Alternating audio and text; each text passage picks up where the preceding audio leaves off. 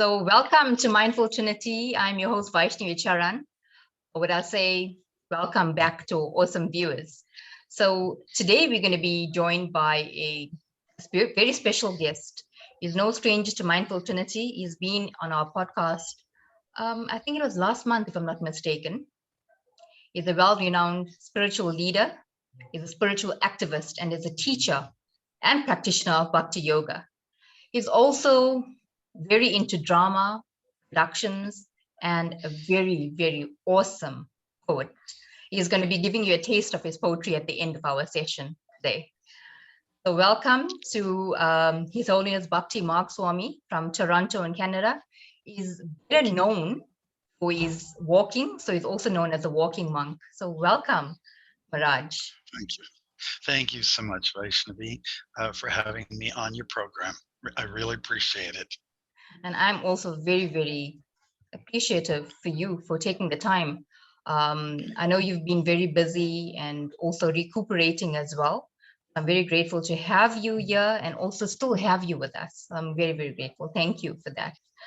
So we're going to be talking about mindfulness versus mindlessness. It's a very interesting topic, and I'm so enthusiastic to learn from Maharaj today. Thank you. So let's start. I'm up. Both of us are excited. I'm up for it. I'm up for it. Thank you so much again. Maharaj, can you tell us what is the difference between mindlessness and mindfulness? Well, by the use of those two terminologies, there is an acknowledgement that there is such a thing as the mind. Mm-hmm. I mean, we use the terms all the time, I changed my mind, or let's say, the word is used very loosely. Mm. And we should just kind of look at what it really is. And I'm going to make reference to my texts that I resort to, awesome. The Bhagavad-Gita, for instance. Okay. And it's sometimes referred to as the sixth sense. It's sometimes referred to as the center of the senses. Mm-hmm. The senses meaning the eyes, the nostrils, the mouth, the ears, and then the sense of touch. Yes. And we struggle with the mind in most cases. This subtle sense. It's not something that you see, you can perceive with your eyes, but existence is evident by its mere functioning. And what is its function? Its function is to, what we say in Sanskrit, is sankalpa vikalpa, to accept and reject. Mm-hmm. And because of its tendency to shut off and open up very sporadically and randomly, it means that we can't trust it. Like the Bhagavad-Gita explains that this subtle sense is something that can be your friend or it can be your enemy. So when we talk about mindlessness, it means that your mind is more or less directing you towards stupidity, causing directionlessness. It's fueled by ego. And generally, when we talk about mindlessness, it means you don't have a finger on the future. It's a little more immediate gratification, stimulation that's sudden, spontaneous. It doesn't require planning. So, however, when the mind is a little disciplined through connecting with the intelligence, a good brain substance, then it can become our friend. So I like that expression in the Bhagavad-Gita where it is said, it is your mind can be your best friend or it can be your worst enemy. Wow. And how to define it, I would say it's like a vessel, a subtle vessel that stores many impressions, desires, oftentimes of a selfish nature, and also sometimes of a selfless nature.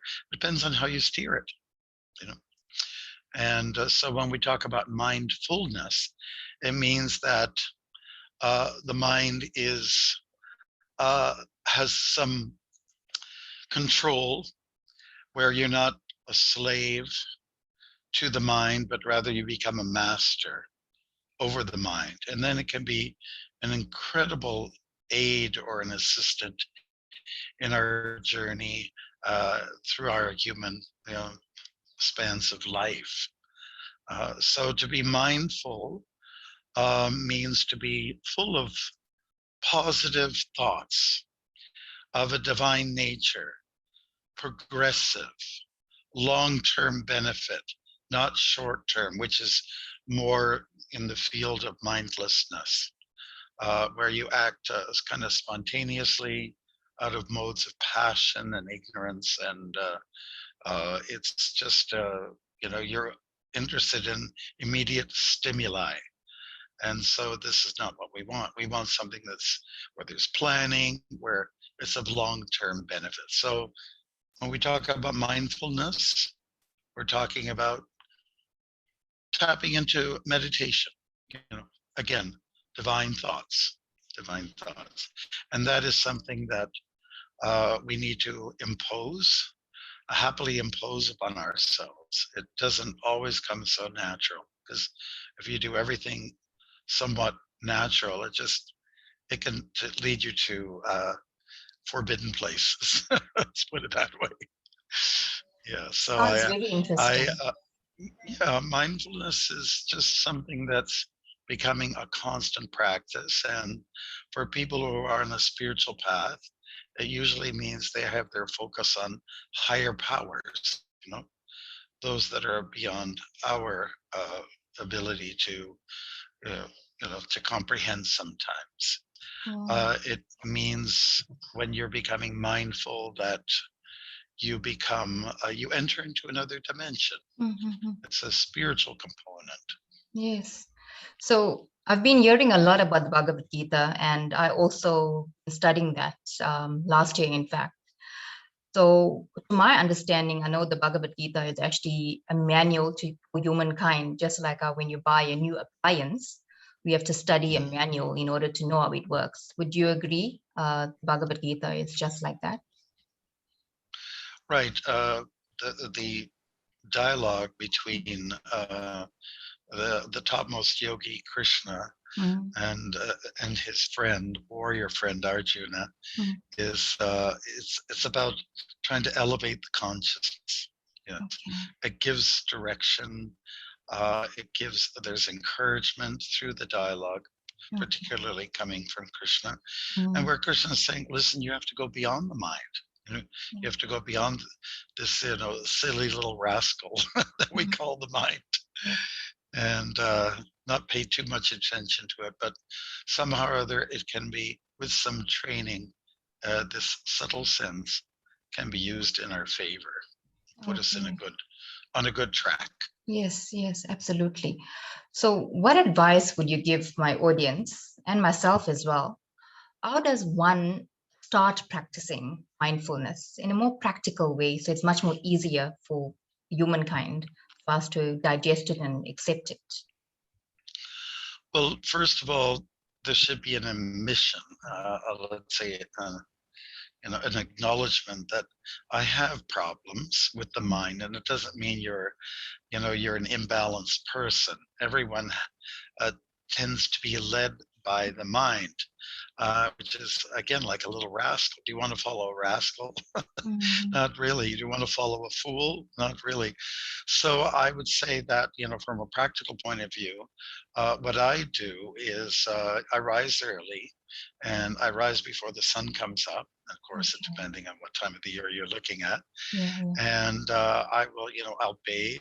I'm just talking about practical things. So I'll go for an external cleanse, and then I'll take some time to sit and be stationary and go for an internal cleanse or a purification through the power of mantra.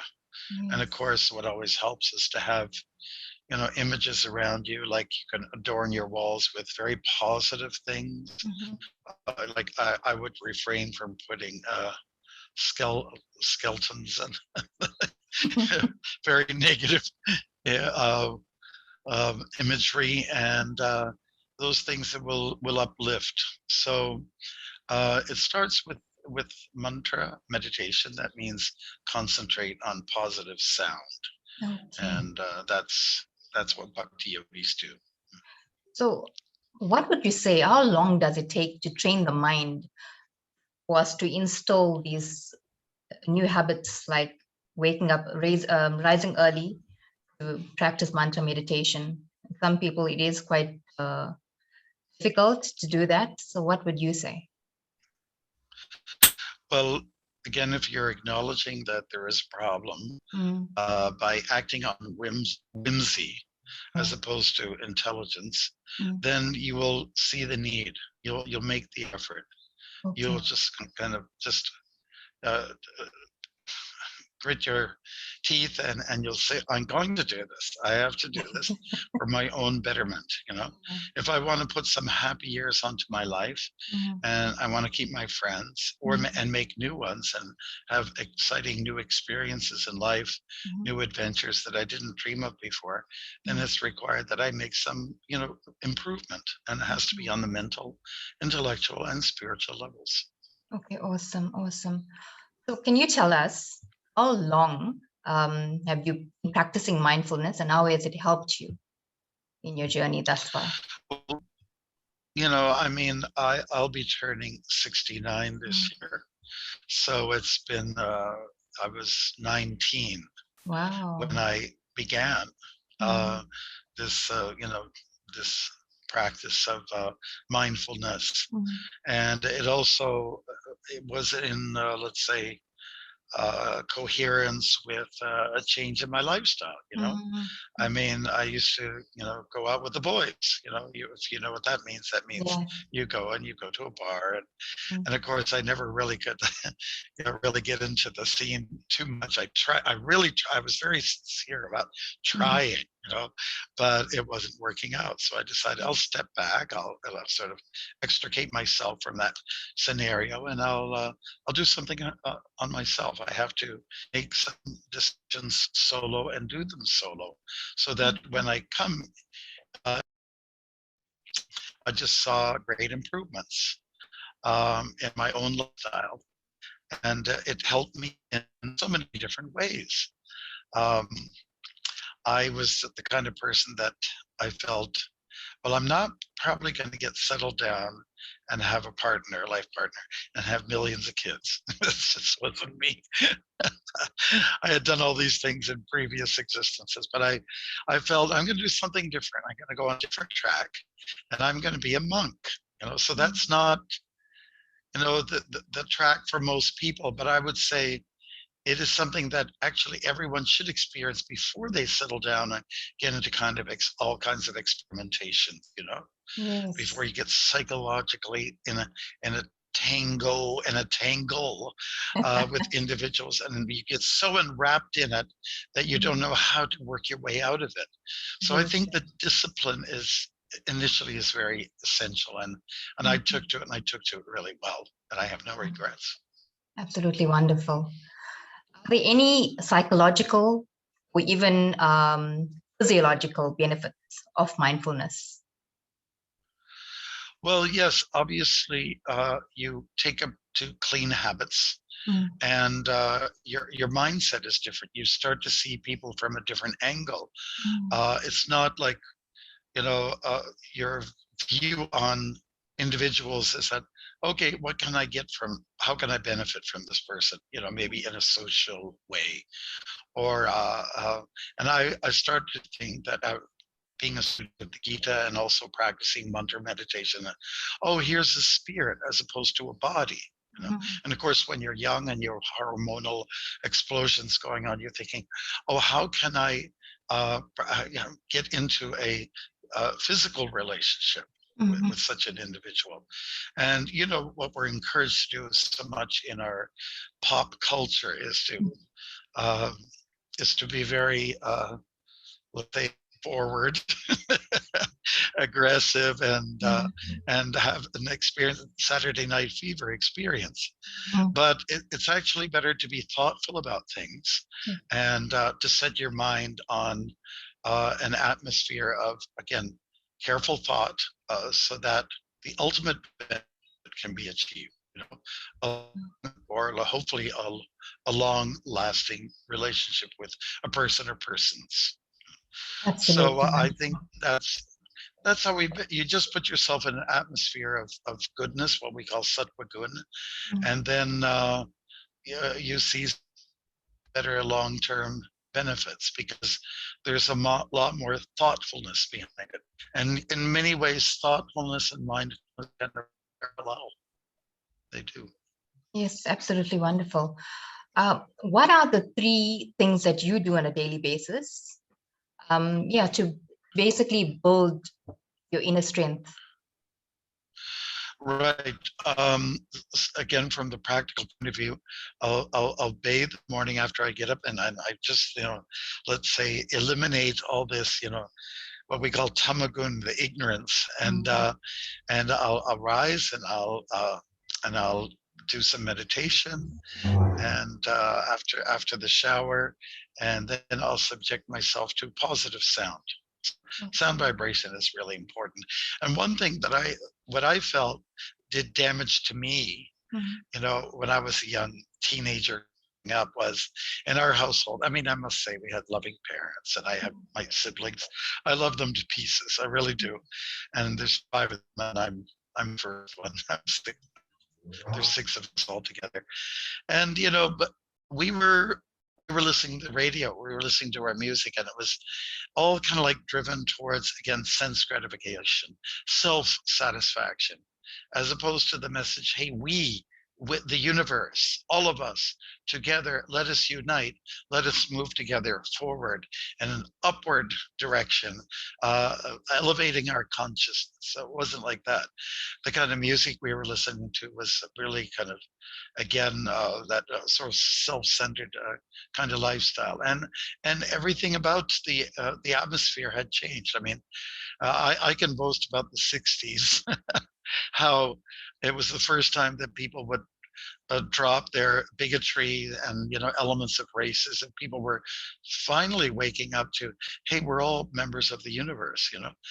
But along with that very interesting counterculture time, we also welcomed in all kinds of self-centeredness, and so that was detrimental. So I found that just those things that I was doing, start the day off on a good note, and then it's easy to keep up some kind of momentum to the end of the day. So, trying to gear up at high noon when you're already pretty fatigued, flustered, and in the mode of passion. And it's really good to start off these divine thoughts and practices early in the morning, as the yogis do, as the great rishis and sages of yore have done in India and in the East. And it doesn't, East, West, doesn't matter. Prayerful people from any spiritual background have always felt some benefit from this endeavor, because you're tapping into spirit. Yes. If it's okay with you, Vaishnavi, I would just say, I'd like to quote a verse from the Yes, please do. In Indriyani Paranyahur, Indriyani Paranyahur, Indriya Paramanaha, Manasastu Parabudhir, Yobuddhe Paratastu Saha. And this is explaining the kind of hierarchy of the self. So on the lowest level, or the most humble level, that's probably the best way to say it, are the body, which is connected to organs, our physical organs. We were talking about the senses and working senses and the reproductive senses and all those things. So that's there. And there on the bottom of the totem pole, if I could use that term. And then you have to it is what we call the mind. We've been talking about the mind. And in Sanskrit, it's called mana. So superior to the mind is what we call the intelligence, or apt discernment. able to be discreet, to learn good discretion Mhm. based on, training, and also good common sense. And then finally, above the intelligence, we have what's referred to as the Atma, the spirit, the very self, our very being. And so these 4 or 5 levels that I just outlined are an hierarchical outlook of the self. Ultimately, the self is that which is permanent. And so when we act on permanence, long term, we serve to benefit ourselves. So, practical application, um, it's getting clean, eating clean, thinking clean, and not subjecting yourself to the mind, which tends to always go to the gutter. If it has a choice, I'll go to the gutter. I'll Yeah. enjoy there. I'll go to the sewer, the sewer of thoughts. Like there's a saying going around that do not be loyal to the mind, because the Mhm. mind will never be loyal to you. True, So very again, true. it's a rascal. Yeah. I always say the mind has a mind of its own. Yes, that's right. Yes. And Mm, it's not always looking to your ultimate benefit. very true. Absolutely. What are one or even two pivotal moments that you have basically shaped your life or helped you shape your life thus far? Well, I got into marathon walking, Mm, and I had to think seriously about that, walking across nations like Canada and the US were my biggest countries. mhm, I can consider Russia one day. That would take a whole year, to be honest with you. But I was compelled to do this because I had to make up my mind. I wanted to do something that was very monk-like. mhm, I felt an obligation to do that because I, there was in the community where I was, let's say, being groomed. There was sort of rumor mongering going on, and that was mhm, like a very devastating personally. And there was, just allegations, and it was unfounded. And so I felt I had to make a change. I had to make like a mature adjustment. I thought, let me mhm, go and do what monks do. They go and they just travel, the pace of the feet, mhm, and uh, and try to perform an amazing feat by mhm, connecting with people, connecting with nature and the elements. And I think that this tradition of walking, which some people call pilgrimage. In Hindi, mhm. they say it's parikrama. So there's different terminologies. I think that should be a component of people's lives, Yeah. to go for a journey instead of thinking about Vegas or Disney Mhm, or, okay, do those things. But mhm, please insert in your life a time where you will actually backpack it, and just uh, go at it real simple, and get in touch with this divine energy mhm, of the Supreme. Just get connected with it. mhm, Uh, Humble yourself to the ways of the elements. mhm. And so this is what I decided to do back in 95. And then so 96, I took a back, and I got hooked, and I figured, okay, I should do this because I can practice my mindfulness while walking. Yes. And because your mind is always active, it really Mhm, doesn't go to sleep. Even absolutely. at night when you're resting, you may dream, and that means the mind is active. And Mhm, you know how surreal our dreams are. You know, they're absolutely like a Salvador Dali painting. Like so mhm, surreal and out of the norm. And mhm, it's because the mind stores impressions that are from images, or impressions that are like disconnected, but they become connected. They all mhm, come together as a conglomerate in the form of a dream, mhm. and oftentimes don't make a lot of sense. But Ah. definitely we do during the course of a dream. There's a lot of desire Mm. that becomes let's say projected on Yeah. a level, and and the emotions of joy, and also fear, and a lot of anticipation, and melancholy, sadness, Okay. and so this.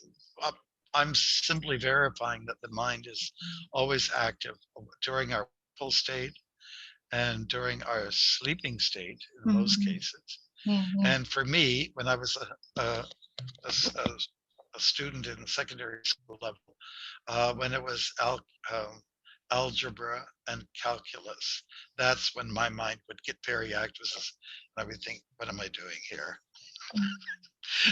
It was just not my favorite topic. So my mind I was just a daydreamer, and I was thinking, oh my God, I can't wait to do something else with my life.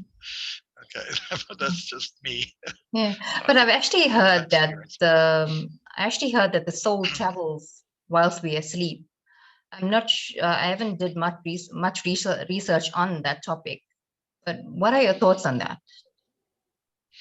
Well, there is something about astral projection Mm. where our soul can possibly move out of the body, be somewhere temporarily, and then come back to the physical self. And if you've had a bad dream, Mm. naturally you just want to come back to your groundedness. And if it's been a Of good dream, course. you'd probably just want to stay there in the land of Oz or whatever.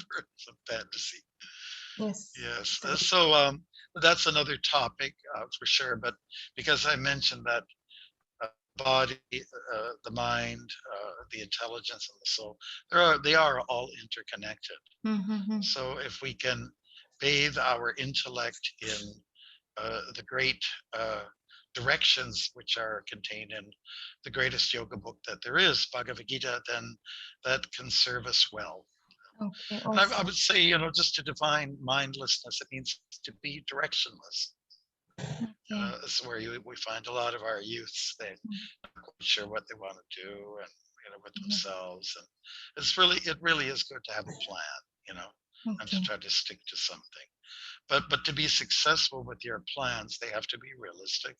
And it's always good to connect with what we call dharma, to follow certain codes that will offer you safety and protection. Yeah, absolutely. What lessons have you learned during your journey in terms of mindfulness or mindlessness? Well, I've learned from mindlessness that it gets you nowhere. You're going in a circle. But for mindfulness, it means, hey, now I've got a hold on the steering wheel. Yeah, yeah. And so I determine where I go. I determine whether it's a right or a left, or I go straight. Or in some cases, I may have to go reverse if there's an avalanche in front of you, or there's a whole herd of zebras, crossing the road Yeah, in yeah. front of you. It might be a good idea. Just stop and go in reverse, or just wait till the crowd is cleared. And so I think it's just a matter of just harnessing this the good intelligence, grab the good discernment instrument we call the buddhi, the intelligence, and connect with that. So for me personally, when I made a decision to be a monk, I felt totally at home, and I felt this is my place. My previous existences or lives have led me to this now, and I feel totally at home, almost as if this is my home, and I don't think I should ever leave it. Lovely. What advice would you give our Mindful Trinity listeners or the viewers, especially those that are in the process of making a shift or a transition from mindlessness to mindfulness? Well, I think it's really important to grab a hold, ask this question. I'm a human being. How does that distinguish me from other forms of life? If I'm in in a body, a physical being outside of what is a human, I'm going to be concerned about 4 or 5 different preoccupations. I'm going to be thinking of, what am I going to eat? Where's my meal? I'm going to be thinking, I'm tired. Where can I rest? I think basic, essential things like that. How about some recreation? Or how about finding a partner? to mate with. These are the kind of pushes and pulls, urges that we all have, even humans. But humans have that special proclivity towards probing into the self, going deeper, and really trying to understand myself. So the Gita is such a book of deliverance because it's information about understanding these all subtler aspects of myself, especially the mind, the intelligence, and then finally the soul itself.